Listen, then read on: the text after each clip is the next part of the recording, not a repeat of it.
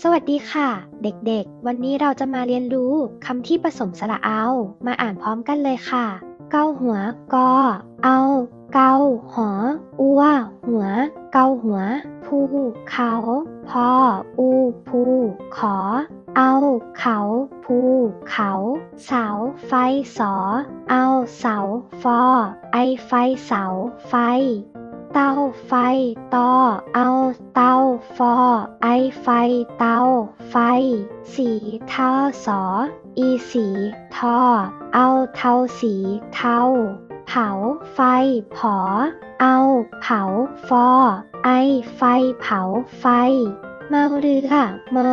เอาเมารอเรือเรือเมาเรือตัวเบาตออัวตัวบอเอาเบาตัวเบามีเงามออีมีงอเอาเงามีเงามีเหามออีมีหอเอาเหามีเหา